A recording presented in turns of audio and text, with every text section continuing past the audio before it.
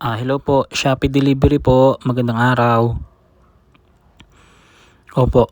Nakapangalan po 'to sa dalawang tao, mag-asawa po yata. Baka po parents niyo, nanay, tatay niyo po?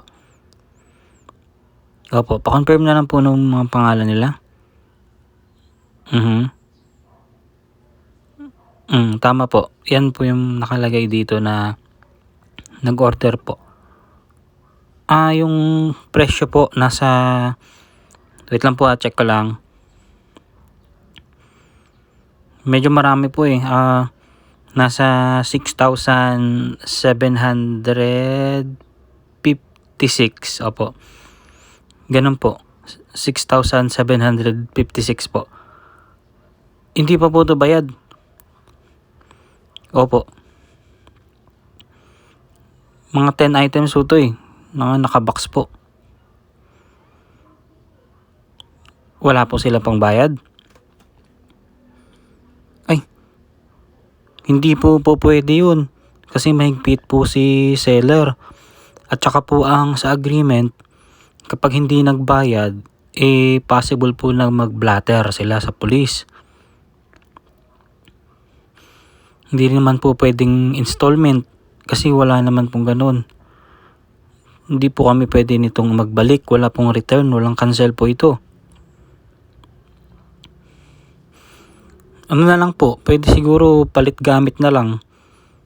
Kung ano pong may trade nila, baka po meron mga alahas dyan o mga sirang gamit, yun na lang po yung pangbayad nila. Lumang damit, pwede po. Oo. Pwede rin po grocery, pagkain.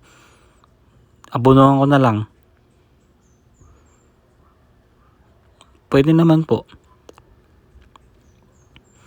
Di na po ito pwedeng i-cancel Tsaka malaki po ito masyado. Ba't po kasi sila nag-order ng malaki? Kailangan ko pong mag-report sa office namin at magbablatter po para sa record. Pero kung meron naman pong pang settle, hindi ko na po gagawin yun. Opo. Kaya nga po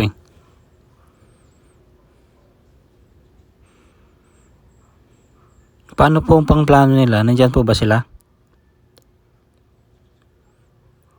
Sino po pala nag-order nito? Hindi naman pwedeng ibang tao. Siyempre, sila yung nakapangalan. Pangalan po nila to. May number niya pa po, may address pa. Kasi po di namin to pwedeng ibalik. Kami naman ang mga papagalitan. Tatrabaho lang po kami.